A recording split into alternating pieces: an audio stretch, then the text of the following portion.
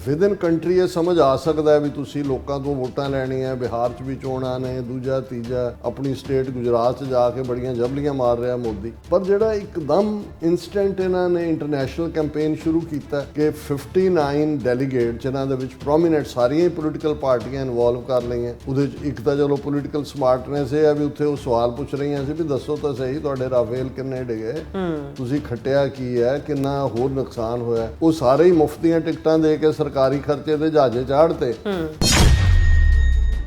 ਜਿਵੇਂ ਇਹਨਾਂ ਨੇ ਸਪੈਨ ਕਰਕੇ ਇਹਨਾਂ ਸਾਰਿਆਂ ਨੂੰ ਭੇਜਿਆ। ਹੁਣ ਸ਼ਸ਼ੀ ਥਰੂਰ ਨੂੰ ਪਹਿਲਾਂ ਤਾਂ ਕਾਂਗਰਸ 'ਚ ਫੁੱਟ ਪਾਉਣ ਦੀ ਕੋਸ਼ਿਸ਼, ਕਿਉਂਕਿ ਜਿਹੜੇ ਡੈਲੀਗੇਸ਼ਨ ਉਹਨਾਂ ਨੇ ਮੰਗੇ ਸੀ ਨਾ ਉਹਦੇ 'ਚ ਕਾਂਗਰਸ ਨੇ ਤਾਂ ਦਿੱਤਾ ਨਹੀਂ ਸੀ ਸ਼ਸ਼ੀ ਥਰੂਰ ਦਾ।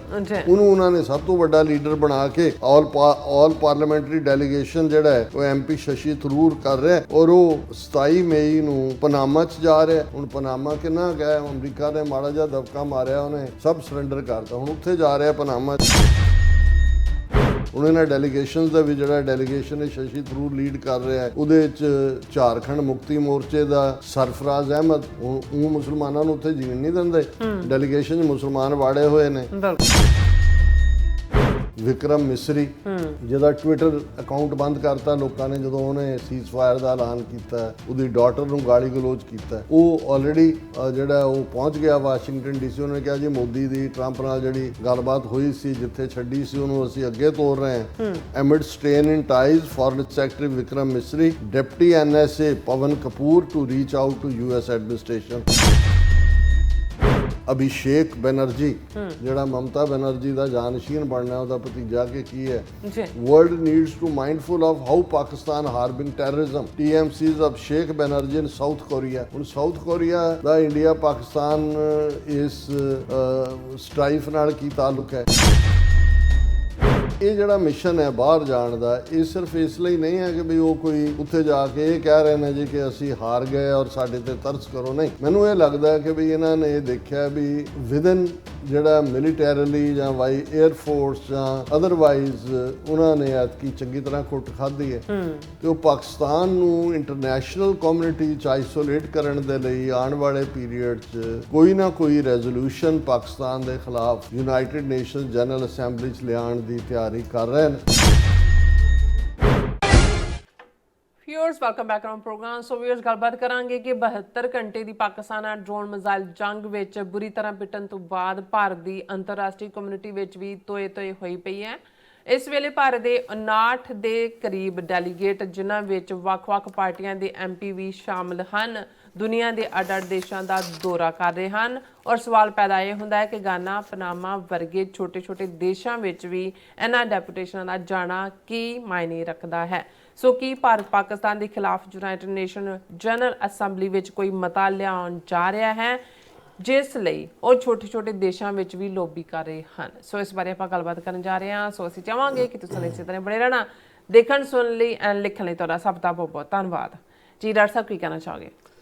ਦੇਖੋ, ਬਹੁਤ ਵਾਰ ਜਦੋਂ ਤੁਸੀਂ ਬ੍ਰਾਹਮਣਵਾਦ ਜਾਂ ਅੱਜ ਜਿਹਨੂੰ ਹਿੰਦੂਤਵਾ ਕਿਹਾ ਜਾਂਦਾ ਹੈ ਇਹਨਾਂ ਨੂੰ ਤੁਸੀਂ ਸਮਝਣਾ ਹੋਏ ਤਾਂ ਫਿਰ ਇਸ ਗੱਲ ਦਾ ਧਿਆਨ ਰਹੇ ਕਿ ਵੀ ਉਹ ਜਿਵੇਂ ਅਮੀਬਾ ਜਿਸ ਬਾਰੇ ਕਿਹਾ ਜਾਂਦਾ ਹੈ ਕਿ ਵੀ ਉਹ ਪਹਿਲੀ ਕ੍ਰੀਏਸ਼ਨ ਹੈ ਜਦੋਂ ਇਸ ਧਰਤੀ ਦੇ ਉੱਤੇ ਪ੍ਰੋਟੋਜ਼ੋਆ ਜਿਹੜਾ ਕਲਾਸੀਫਿਕੇਸ਼ਨ 'ਚ ਉਹਨੂੰ ਲਿਆਂਦਾ ਜਾਂਦਾ ਜੀ, ਤੇ ਉਸ ਦੇ ਜਿਹੜੇ ਪੈਰ ਨਹੀਂ ਹੁੰਦੇ ਪਰ ਉਸ ਦੇ ਪੈਰ ਹੁੰਦੇ ਨੇ ਜਿਨ੍ਹਾਂ ਨੂੰ ਸੂਡੋਪੋਡੀਆ ਕਿਹਾ ਜਾਂਦਾ ਹੈ ਕਿ ਉਹ ਕਿਸੇ ਪਾਸੇ ਕਿਸੇ ਡਾਇਰੈਕਸ਼ਨ ਨੂੰ ਪੈਰ ਕੱਢਦਾ ਤੇ ਉਹਦੀ ਗਤੀ ਉਸ ਦੀ ਜਿਹੜੀ ਮੂਵਮੈਂਟ ਆ ਉਹ ਕਿਸੇ ਹੋਰ ਪਾਸੇ ਹੁੰਦੀ ਹੈ।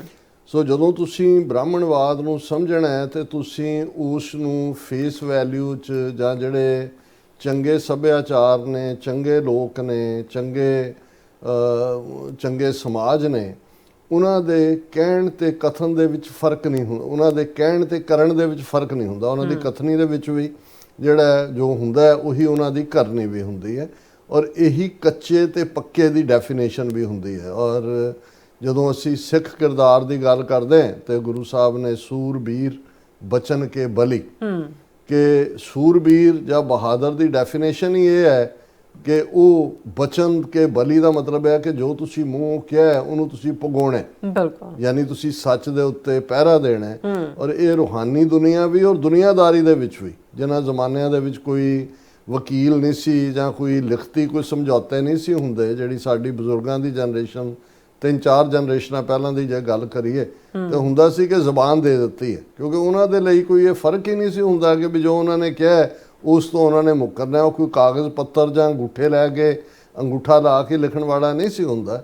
ਔਰ ਇਸ ਨੂੰ ਹੀ ਈਵਨ ਰੂਹਾਨੀਅਤ ਦੀ ਦੁਨੀਆ 'ਚ ਵੀ ਗੁਰੂ ਸਾਹਿਬ ਨੇ ਜਦੋਂ ਡਿਫਾਈਨ ਕੀਤਾ ਕਿ ਵੀ ਬਿਰਹਾ, ਹੁਣ ਬਿਰਹਾ ਵਿਛੋੜੇ ਨੂੰ ਕਹਿੰਦੇ ਨੇ, ਵਸਲ ਮਿਲਾਪ ਨੂੰ ਕਹਿੰਦੇ ਨੇ। ਹੁਣ ਗੁਰੂ ਸਾਹਿਬ ਨੇ ਕਿਹਾ ਵੀ ਇਹ ਜਿਹੜੇ ਜਦੋਂ ਅਸਲ ਦੀ ਪਰਖ ਹੁੰਦੀ ਹੈ, ਝੜ ਪਾਉਂਦੇ ਕੱਚੇ ਬਿਰਹੀ, ਜਿਨ੍ਹਾਂ ਦੀ ਬਿਰਹਾ 'ਚ ਕੱਚਪਨ ਹੈ ਉਹ ਝੜ ਕੇ ਡਿੱਗਦੇ ਨੇ, ਜਦੋਂ ਪਰਖ ਹੁੰਦੀ ਆ ਉਹ ਖਲੋ ਨਹੀਂ ਸਕਦੇ।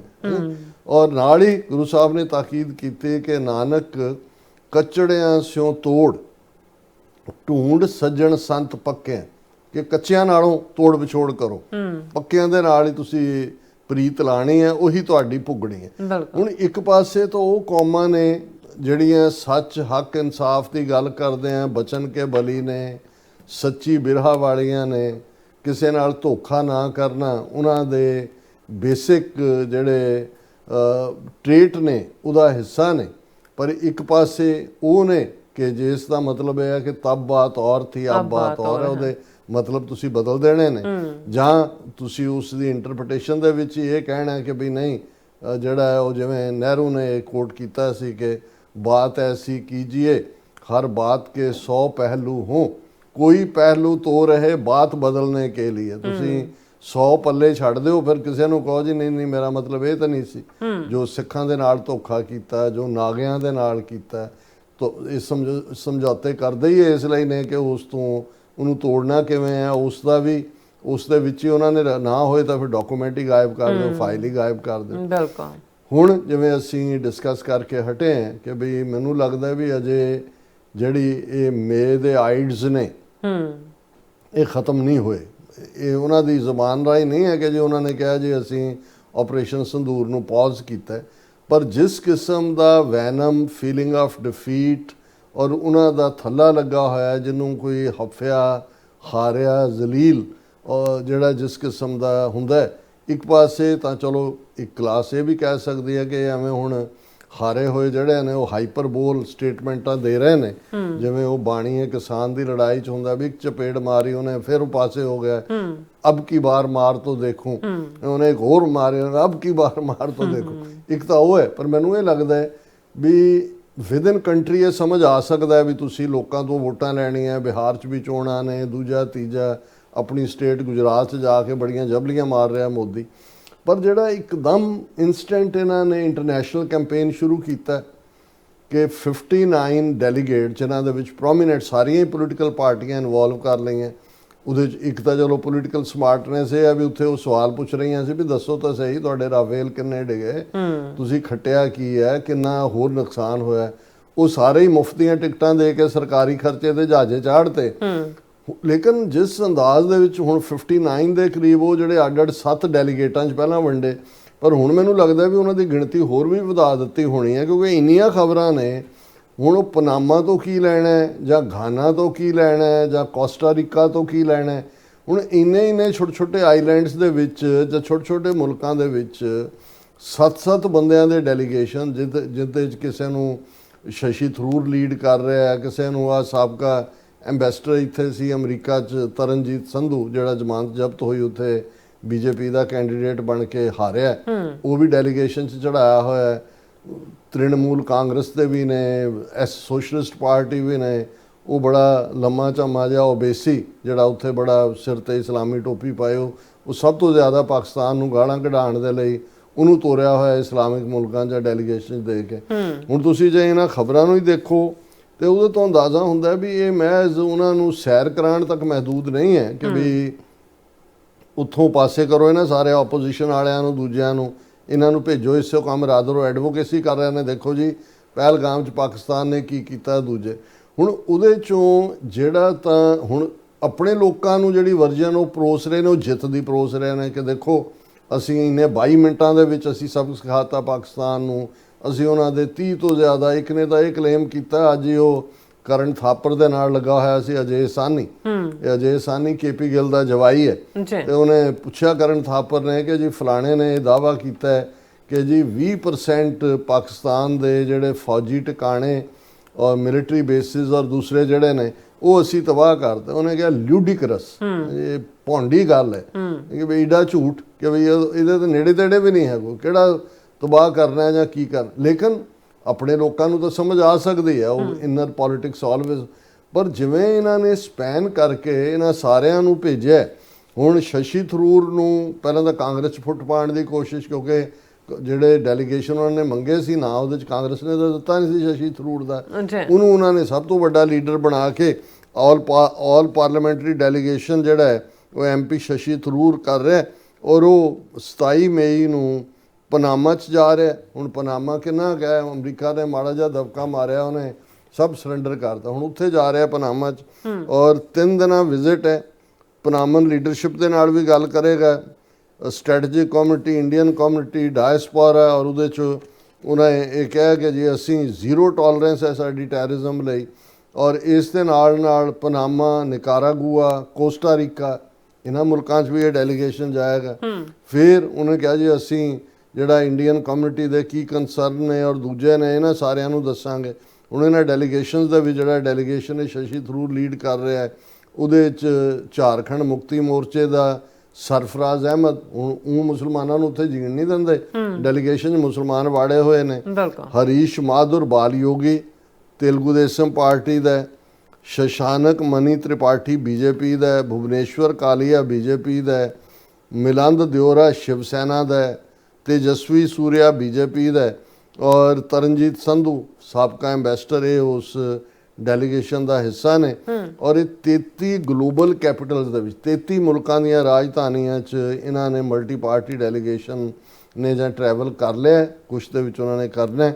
और इस सारे दे चलदे हैं कि उन्होंने जिहड़ा पाकिस्तान ने किवें जिहड़ा ये सारा जिहड़ा पहलगाम कीता और किस किस्म का कर रहा है। फिर विक्रम मिसरी जिहदा ट्विटर अकाउंट बंद करता लोगों ने जदों उन्हें सीज़ फायर का ऐलान किया, उसकी डॉटर नूं गाली गलोच किया, वो ऑलरेडी जिहड़ा वो पहुँच गया वाशिंगटन DC। उन्होंने कहा जी मोदी की ट्रंप नाल जिहड़ी गलबात हुई सी जिथे छड्डी सी उन्होंने असीं अगे तोड़ रहे हैं। Amid strain in ties, foreign secretary Vikram Misri, deputy NSA Pawan Kapoor to reach out to US administration, ये अमरीका च आ रहे हैं इत्थे कि जी उन्होंने गलबात नूं अगे तोड़ना है।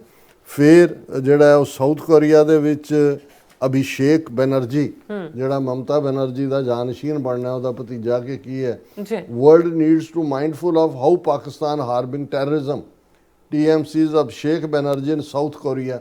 हुण साउथ कोरिया का इंडिया पाकिस्तान इस स्ट्राइफ नाल की ताल्लुक है, लेकिन ये एक मिशन है और असीं टुवर्ड्स द एंड गल करांगे भी मैनूं की लगदा है भी चो की करना चाहुंदे ने। फिर है all party delegation meets Qatari minister, conveys India's stand on Pahalgam attack.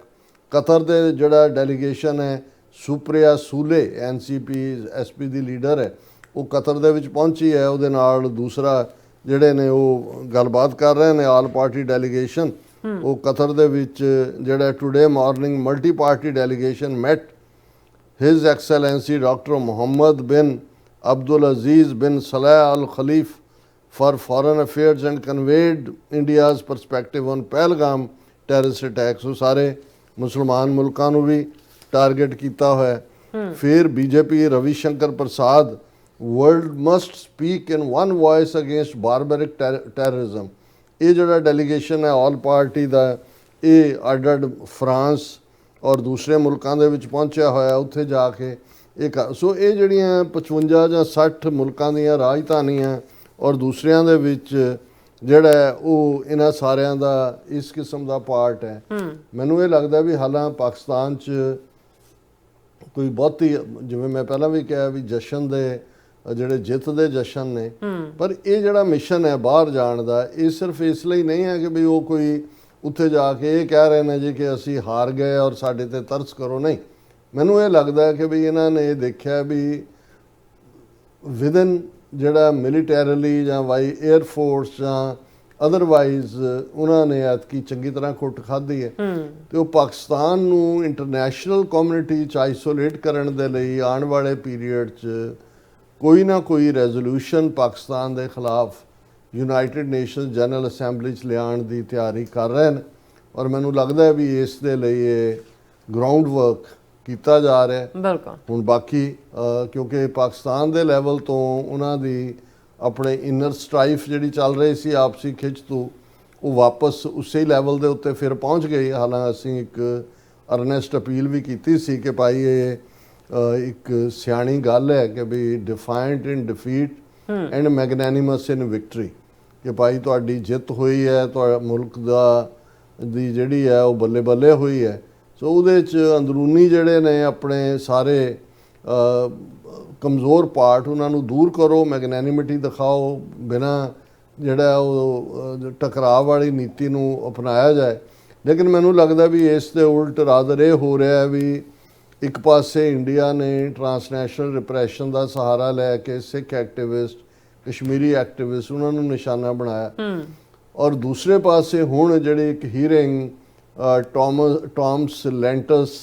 Tom ਲੈਂਟਸ commission ਦੀ ਹੋਣ ਜਾ ਰਹੀ ਹੈ, ਜਿਹਨੂੰ ਇਨੀਸ਼ੀਏਟ ਅਮਰੀਕਾ ਦੇ ਪਾਕਿਸਤਾਨੀਆਂ ਨੇ ਕੀਤਾ ਹੈ, ਉਹ ਟਰਾਂਸਨੈਸ਼ਨਲ ਰਿਪਰੈਸ਼ਨ ਦੇ ਉੱਤੇ ਪਾਕਿਸਤਾਨ 'ਚ ਕਿ ਵੀ ਜਿਹੜੇ ਇੱਥੇ ਹਕੂਮਤ ਦੇ ਕ੍ਰਿਟਿਕ ਨੇ ਜਾਂ ਫੌਜ ਦੇ ਕ੍ਰਿਟਿਕ ਨੇ ਉਹਨਾਂ ਦੇ ਪਰਿਵਾਰਾਂ ਦੇ ਉੱਤੇ ਪਾਕਿਸਤਾਨ ਦੇ ਵਿੱਚ ਕਿਵੇਂ ਜਿਹੜਾ ਉਹਨਾਂ ਨੂੰ ਹਰਾਸ ਕੀਤਾ ਜਾਂਦਾ ਜਾਂ ਦੂਜਾ ਉਸ ਦੇ ਵਿੱਚ ਜਿਹੜੀਆਂ ਨੇ ਕੁਝ ਪ੍ਰੋਮੀਨੈਂਟ ਜਰਨਲਿਸਟਾਂ ਦੀਆਂ ਵੀ ਜਿਹੜੀਆਂ ਨੇ ਉਹ ਟੈਸਟੀਮਨੀਜ਼ ਹੋਣੀਆਂ ਨੇ ਔਰ ਐਸਾ ਵੀ ਪਤਾ ਲੱਗਾ ਕਿ 100 ਤੋਂ ਜ਼ਿਆਦਾ ਅਮਰੀਕਾ 'ਚ ਜਿਹੜੇ ਬੇਸਡ ਨੇ ਪਾਕਿਸਤਾਨੀ ਮੂਲ ਦੇ ਉਹਨਾਂ ਨੇ FBI ਔਰ ਦੂਸਰਿਆਂ ਨੂੰ ਵੀ ਆਪਣੀ ਟੈਸਟੀਮਨੀ ਦਿੱਤੀ ਹੋਈ ਹੈ ਵੀ ਸਾਡੇ ਨਾਲ ਕੀ ਹੋ ਰਿਹਾ। ਸੋ ਮੈਨੂੰ ਇਹ ਲੱਗਦਾ ਹੈ ਕਿ ਵੀ ਬਜਾਏ ਕਿ ਜੇ ਉੱਥੇ ਕੁੜਿੱਤਨ ਘੱਟ ਕੀਤੀ ਜਾਏ ਜਾਂ ਕੀਤੀ ਆਉਣ ਵਾਲੇ ਪੀਰੀਅਡ 'ਚ ਵੀ, ਤੇ ਇਹ ਜਿਹੜਾ ਪ੍ਰੈਸ਼ਰ ਹੈ ਕਿਉਂਕਿ ਇੰਡੀਆ ਨੇ ਆਪਣੇ ਤੌਰ ਦੇ ਉੱਤੇ ਇਹ ਸਾਰੀ ਕੈਂਪੇਨ ਸ਼ੁਰੂ ਕੀਤੀ ਹੈ ਤੇ ਜੇ ਅਜੇ ਉਹਦੀ ਹੀਅਰਿੰਗ ਡੇਟ ਤਾਂ ਨਹੀਂ ਆਈ Tom ਲੈਂਟਸ commission the, but very soon ਇਹ ਹੋਏਗੀ।